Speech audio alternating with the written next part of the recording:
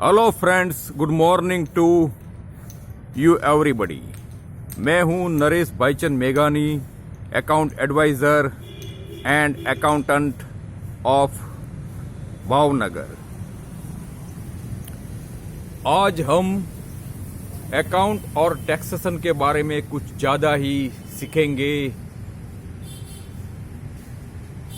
आज तक मैंने अपने कहीं अकाउंट के बारे में जो वीडियो बनाए उसमें how to create account, how to make data entry, उसके बारे में आपको बताया।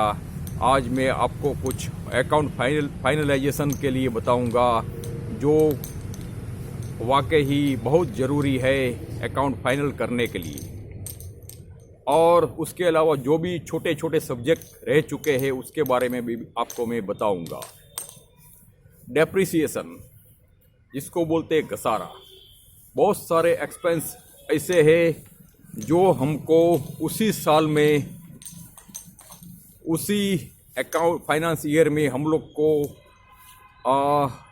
इनकम में से लेस नहीं मिलते हैं, और उसके लिए गवर्नमेंट ने 5 साल तक वो एक्सपेंस को अपने इनकम में से लेस लेने की सुविधा जो प्रबंध किया है उनको बोलते हैं हम डेप्रिसिएशन।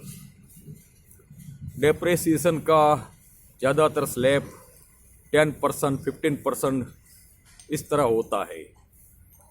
यदि कोई आदमी ने, कोई भी पेढ़ी ने, कोई भी कंपनी ने यदि कंप्यूटर परचेस किया तो उसका डेप्रिसिएशन स्लैब है 40%। वो एक्सपेंस समझो कि उसने 1 लाख में कंप्यूटर सेट लिया तो 1 लाख रुपीस उनको उसी फाइनेंस ईयर में उनको इनकम में से लेस नहीं मिलेंगे। उसके लिए उनको 40% उस साल लेना है, 40% उसके बाद के साल लेना है, 40,000 रुपीज़, और जो बचे 20,000 रुपीज़ है वो तीसरे साल में उनको इनकम में से लेस करना है। इसको बोलते हैं डेप्रिसिएशन। और फिलहाल जीएसटी आने के बाद दो प्रबंध है।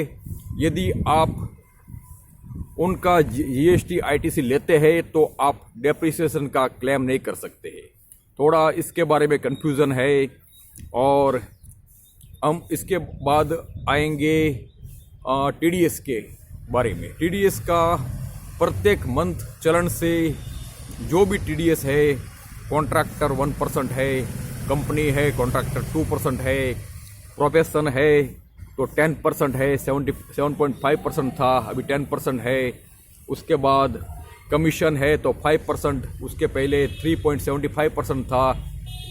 तो उसका जो भी हम लोग पेमेंट करते हैं, प्रोफेशन को करते हैं या इंश्योरेंस फीस पेड करते हैं, वकील फीस है, तो उनका हम लोग को उसका टीडीएस है जो भी परसेंटेज वो काट के उनको पेमेंट करना है। और ये टीडीएस का जो फिगर है उसके बाद के मंथ 1 से 5 तारीख या 7 तारीख के बीच में हम लोग को चलन से बैंक को वो पेमेंट को भरना है, डिपॉजिट करना है, और उनका क्वार्टरली रिटर्न हम लोग को फाइल करना है। किस किस का टीडीएस काटा हुआ है, अंडर सेक्शन कौन सा था, उसमें अंडर सेक्शन है जो वो भी हम लोग लिखते हैं और गवर्नमेंट को रिटर्न फाइल करते हैं। इसके बाद हम आएंगे अकाउंट फाइनलाइजेशन के बारे में। बहुत बढ़िया सब्जेक्ट है ये। अकाउंट का हम लोग सेल, परचेस आदि हम लोग एंट्री करते हैं। Bank payment, cash receipt, bank receipt. उसके बाद एक आपको बताया मैंने, F7 है जो टैली में, उसको बोलते हैं हवाला, जिसको बोलता है journal. Sale, purchase, payment, receipt के अलावा जो भी किस्म की एंट्री है, सभी एंट्री और अकाउंट फाइनलाइजेशन की एंट्री सिर्फ और सिर्फ F7 में यानी कि जर्नल में आती है।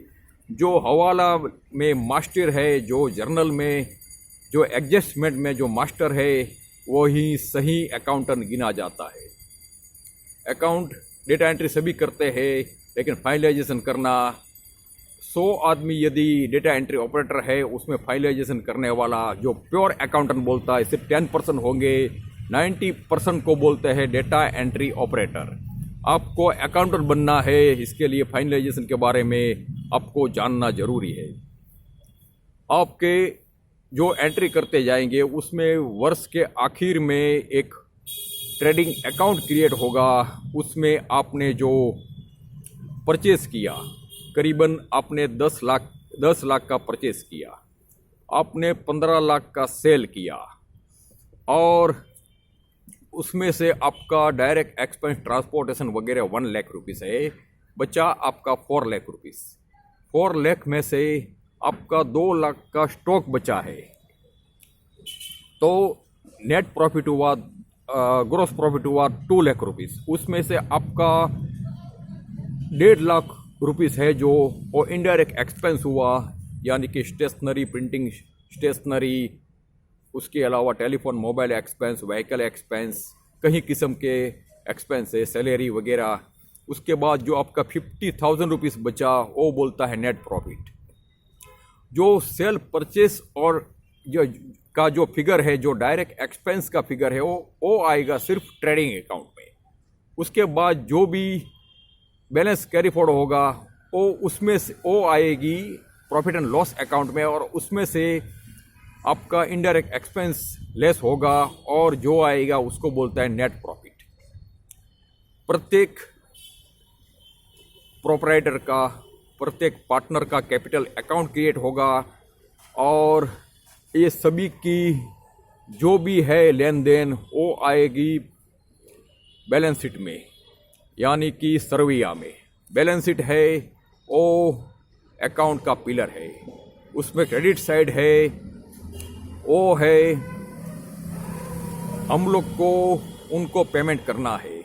जो डेबिट साइड है वो है हमारी एसेट, वहाँ से हम लोग को पेमेंट आ जाएगा, और दोनों के जो लेग्स है, दोनों के पैर है, इक्वल हो जाएंगे, उसको बोलते हैं बैलेंस शीट।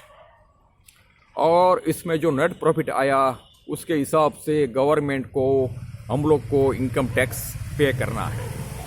अभी हम आपको कुछ स्क्रूटिनी के बारे में बताएंगे। ये हमारा सेल्फ असेसमेंट हम लोग टैक्स भरते हैं, दैट मीन्स अगले उसके बाद ये फाइनेंस ईयर है हमारा जो वो 20-21 है, तो उसका असेसमेंट ईयर गिना जाएगा 21-22। फाइनेंस ईयर 21-22 है तो उसका असेसमेंट ईयर गिना जाएगा 22-23। असेसमेंट ईयर मतलब उसके नेक्स्ट ईयर में गवर्नमेंट उसका असेसमेंट कर सकती है। यदि नहीं किया तो सेल्फ असेसमेंट, दैट मीन्स आप उस रिटर्न फाइल करने में पास हो गए।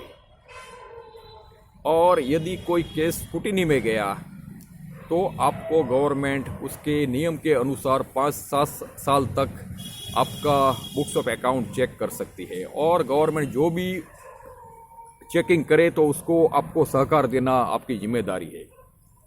हमने भावनगर में कहीं स्क्रूटिनी केस को सॉल्व किए हैं।